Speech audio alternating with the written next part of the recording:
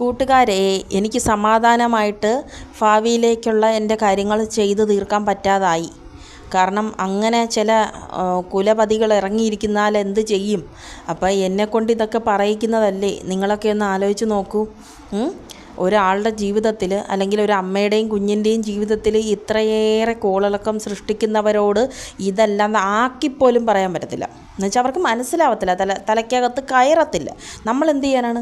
അപ്പോൾ എനിക്കിതുപോലെ എൻ്റെ വാക്കുകളെ ഉയർത്തിയേ പറ്റൂ. എനിക്ക് ഒരു സമരക്കാരിയെ പോലെ ഉയർത്തിയേ പറ്റൂ, അല്ലെങ്കിൽ ഒരു ശക്തമായിട്ട് പോരാടിയേ പറ്റൂ. നിങ്ങളൊക്കെ വിചാരിക്കുന്നതൊക്കെ മിണ്ടാതിരുന്നാൽ പോരേന്ന് പറയുമ്പം ചാക്കും കൊണ്ട് എന്താണ്, എനിക്ക് ആ പഴഞ്ചൊല്ല് കറക്റ്റ് അറിയത്തില്ല, എന്നാലും പറയും, കവറും കൊണ്ട് വരാൻ പറയുമ്പോൾ ചാക്കും കൊണ്ട് വരുന്ന ഒരു പ്രതീതിയാണ് ഇവരൊക്കെ കാണിക്കുന്നത്. അപ്പം എൻ്റെ കുട്ടിക്ക് വേണ്ടിയും എനിക്ക് വേണ്ടിയും എനിക്ക് ധീരമായി പോരാടിയേ പറ്റൂ.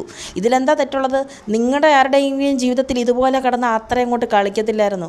ഞാനായോണ്ട് എന്തു ആവാമെന്നാണോ വിചാരിച്ചത്? പക്ഷെ നടക്കില്ല. ദൈവവും പിടിക്കും, അതിൻ്റെ വശത്തിൽ ഞാൻ നീങ്ങിയാൽ അതും പിടിക്കും. മനസ്സിലായോ? അത്രയേ ഉള്ളൂ. അപ്പം ഇതിൻ്റെ പിന്തുടർച്ചയായിട്ട് അടുത്ത വീഡിയോ വരും. ഞാൻ ചെയ്തു വച്ചിരിക്കുകയാണ്. പക്ഷെ അതിന് മുമ്പ് ഇതൊന്ന് തരണമെന്ന് എനിക്ക് തോന്നി. ഇതിൽ നിങ്ങളെ തിരിച്ച് നിങ്ങളുടെ മാതാപിതാക്കൾ അത് സാധുവായിരുന്നു, ഇങ്ങനെ ചെയ്തായിരുന്നാൽ നിങ്ങളിത് സഹിക്കുമോ? അല്ലെങ്കിൽ നിങ്ങളുടെ മകളിത് സഹിക്കുമോ?